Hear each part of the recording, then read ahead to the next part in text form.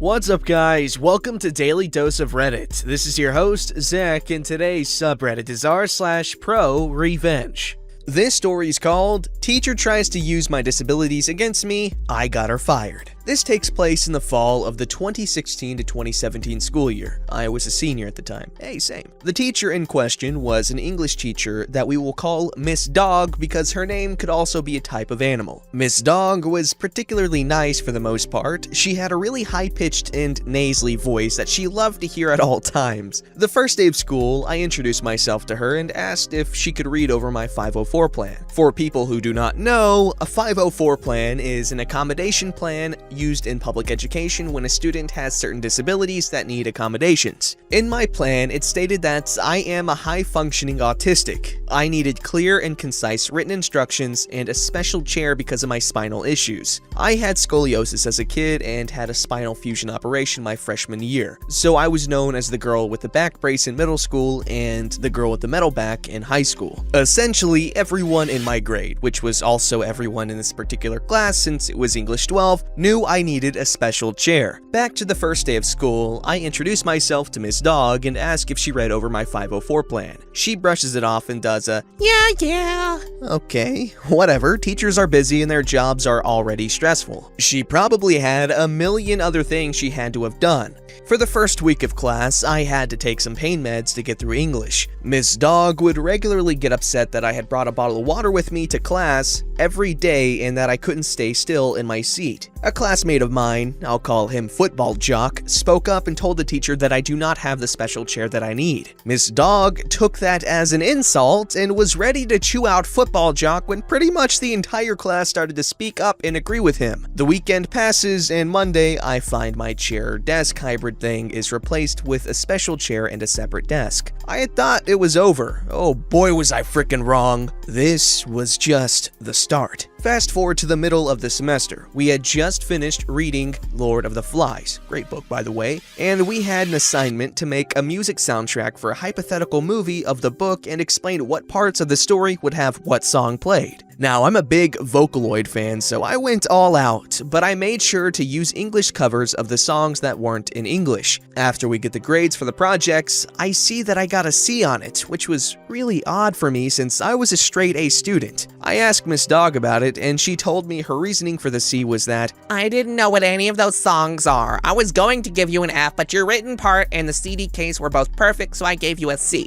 All while not looking away from her computer screen. I wasn't happy with that answer. I told her, in the middle of class when you said everyone did a good job, you mentioned that everyone's project had songs you've never heard before. Did you give everyone else an F as well? She turned to me with a big scowl before just turning right back to her computer where I saw her change my grade to an A-. Not that I wanted the plus, but enough to save me from getting told off at home for getting a bad grade. And then comes the icing on the cake. All semester, Miss Dog had been doing things to kind of single me out. She always assigned me with the dumb kids of the class. No matter how stupid it sounds, this dude literally drew a picture when the question sheet said, draw your own conclusions. And whenever Miss Dog did this, I would always calmly and politely take it up with her and she'd fix it by the next time with a sneer. It's December, right before the holidays. Miss Dog assigns a scholarly paper about a real social political issue with 3 sources. The topics of the essay were assigned to us randomly. We had no say and we couldn't even change them. So my topic was something along the lines of why Obamacare is bad. I was also taking a health occupation class at the school district's vocational tech center, and my grandma is a licensed medical biller, meaning I know a thing or two about health insurance. A few days go by and I cannot find a third source stating that Obamacare is bad. I ask Miss Dog for help, saying that I can't find a third source for my stance. She tells me, 2 is fine then. I thank her for her help and get to work writing my essay. The due date is the day before the break and we all turn our papers in. One happy Christmas and New Year's later, and I get to English class. Miss Dog is standing up at the front of the class as we all come in, which is really odd for her to do. The bell rings and Miss Dog starts her rant. I had high hopes for these papers. I had hoped you all would follow directions. She looks at me while making direct eye contact. I had hoped that you all know that I told you all 3 sources, not 2,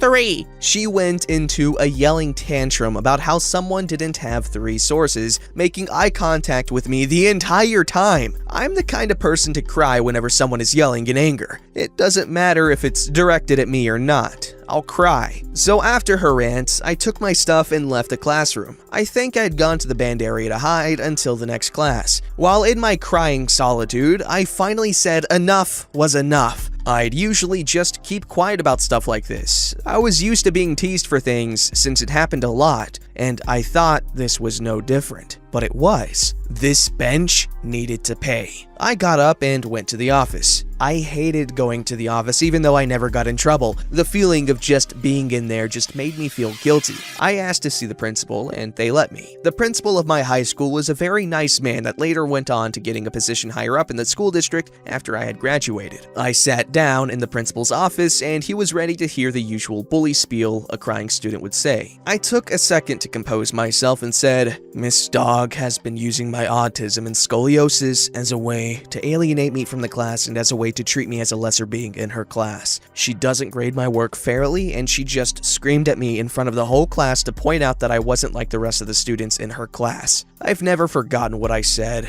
or the principal's face either. He sighed and muttered something along the lines of, "Jesus Christ, not again with Dog." Turns out I was not the only autistic student that Miss Dog had done this to. Every student with autism or any other sort of mental or physical condition that were put in one of her classes was given this treatment by her. I decided to keep it going. It was already over for her, so why not make it as good as I could? Miss Dog has also repeatedly shown me mental abuse during class by doing this bullcrap and that bullcrap. I went on for I don't remember how long with glorifying the events of everything that had happened in that class. Miss Dog looked at me. Well, as the student with a mental disability, I say that she emotionally abused me during class by harassing me with hurtful looks. I hate using my autism in a scummy way like that, but in this case, I played it up so much that I should have gotten an Oscar. I said how she'd constantly threatened me to fail for my autism, how she'd given me bad grades for my autism, how she did so many more things that may or may not have happened because of my autism. I also made sure how most times her class was physically painful for me on most days because she would take my special chair to use it as a footrest and make me sit on an uncomfortable stool, which was true. She did take my chair quite often and then scold me for bringing a water bottle into the classroom when I had to take some meds for the pain. I was Michelangelo, and all these accusations against Miss Dog was the ceiling of the Sistine Chapel, my masterpiece. I don't snitch, but when I do, I squeal like a pig. Every single wrongdoing that Miss Dog had done to me, and others in my class as well, were told to the principal that day. For the rest of the semester, I had to spend the time I'd be in English in the main office. I was exempt from the exams for the class and had automatically passed due to my flawless straight A's and 3.7 GPA. I had learned that the day of the exams, the principal had gone to Miss Dog's classroom when first period started. He told her she wasn't allowed to administer the exams and that he would instead because she was fired and needed to get her personal belongings and leave the school property immediately. I don't know how true the part where she was fired in front of students was, since I was told that part by other students from the rumor mill, but I know for sure that she was indeed fired. But that wasn't it. I was in marching band in high school, and my school's band was about 300 kids my senior year. My grandma also did their student accounts. I told my grandma to send a newsletter out to all the marching band parents about how they need to be aware that some teachers are not there for the best interest of their students. And we made sure to put Miss Dog's name in it along with her crimes against little ol' me. 300 students, which meant around 600 or more parents. Parents that work at other school districts in some cases. Miss Dog is no longer allowed to work at any school or educational facility. She is also not allowed to work at places that work with disabled people. Last thing I heard of her was that she was working 3 part-time jobs in fast food. Not 2,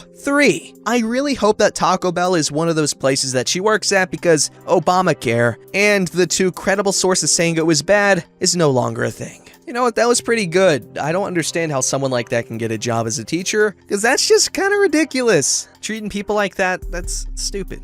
This story's called Scam Me for $80 for Cleaning on Move Out? I don't think so, Jack. Background. About 10 years ago, my landlord died, or at least the person who owned the place we were renting. The property managers had been delightful, but whoever inherited wanted to sell, so the house was for sale. Enter a jackass, we'll call him Jack, who decides to buy the place. Now ours was the top floor, i.e. attic converted into a suite of a house, less than 35 square meters or 375 square feet. The bathroom was literally where the stairs up to the top floor used to be. The place was tiny. Jack came to check out the place, as you should before buying a place. He had one of those Bluetooth earpieces in, and I can't even remember if he even acknowledged us. He spent about 30 to 45 seconds in our suite. Next time we hear from him is about a month later. Apparently, he'd bought the place. He stops by to give us a notice of rent increase, effective in 6 months. Legal minimum from $485 to $795. The place is not worth that much. We say nuts to that and decide to buy a house since it's not much more per month. Surprise to anyone who's never bought a house, it was more than just mortgage payments. We give him all the required notice to move out. We move and clean the place up really well. Mind you, when my partner moved in, it was not especially clean, and we happen to have the move-in inspection which mentions this. Jack decides to try and scam us for $80 of our damage deposit for cleaning. He doesn't provide the required forms, just says, "I'm going to hold $80 from your damage deposit for cleaning." We respond with, no, you're not. Jack, assuming we need the cash for our next damage deposit or bills, and will settle for anything, "Take this or I'm going to keep your whole deposit." Cue revenge. So he decides to just keep the whole deposit, $485. I file paperwork with the rentalsmen, who, unsurprisingly, after their investigation, rule in my favor. He's ordered to refund the whole deposit, but Jack decides not to pay, and the rentalsman doesn't have any enforcement powers. So I have to go to the local sheriff's office. They can send a legal demand for the deposit, plus costs, but it will cost me $100 to $150, I forget, up front. Sure, go ahead. Jack decides to ignore the sheriff's kindly letter. Sheriff says that they can start proceedings to recover the debt plus costs, but I again have to pay up front. About $250, and it might take quite a while. I guess most people quit at this point. Being out of pocket around $700, throwing more money at the problem and maybe having to wait months didn't appeal to them. And there's also a chance you never collect. I chose to pay the sheriffs. They sent another, less friendly letter to Jack, but here's the best part. Now that they're recovering a debt, they're going to recover on all of the outstanding judgments against him, and apparently he has tried this crap before. They send him another couple letters, pay up or else. Jack chose else. Then they seize title to Jack's giant white SUV. I can't remember what it was, but not a cheap one. They didn't physically take it away or anything, but they gave him 30 days to pay all the damages against him or they would take it and sell it at auction. Somehow, he all of a sudden found the money. My share, $485 plus $150 plus $250 equals $885. The other people who'd registered judgments but not paid to start the collections process were about $5,000 more. I can't remember how long the process took, at least 6 months though. The moral of the story, scummy landlords are scummy, and wow, that is not a big living space. Glad they moved out. This story's called Mother's Christmas Revenge. To start, my younger sister and I were the recipients of this revenge. One year, my sister and I were particularly brutal to each other. We even had to get put in separate rooms because we were fighting so much. On Christmas Day, as any child would, my sister and I ran to the living room to see what presents we got from Santa. Only there was nothing under the tree. We were confused, and my mother asked if we had checked our stockings. When we went to check, we saw coal in our stockings. My sister and I were confused, so we ran to where we had left the cookies and milk, and all we found was a note. The note said that he was very disappointed in us for our behavior and that we wouldn't be getting any presents this year because of how badly we acted. He even said that we acted so badly that we would forever be on the naughty list. I started bawling my eyes out and my sister shut down. Then we heard the doorbell ring over my screams. When we opened the door, there was Santa. He said he changed his mind and that if we promised to behave from now on, we could have our presents. We immediately agreed and he left. I wanted to peek out the window to see his reindeer and sleigh, but my mother stopped me. After retelling the story one Christmas Eve, that was when I learned everything. My mother had called the fire department because they did this thing on Christmas Day where they would dress as Santa and deliver presents to the needy. They didn't want to do it until my mother explained the situation and she would leave the presents outside. When she told this story to her coworkers, they told her what she did was terrible and that they would never do that to their kids. My mother would respond with, "Yeah, well, my kids behave now." It's been 15 years since this incident, and my sister and I rarely fight to this day. Ever since I heard this story, I have vowed that if I ever had kids, I would do this to them if they are ever as bad as my sister and I were. Okay, wow, that's super clever. That's like Scared Straight Santa edition. That's a really good idea.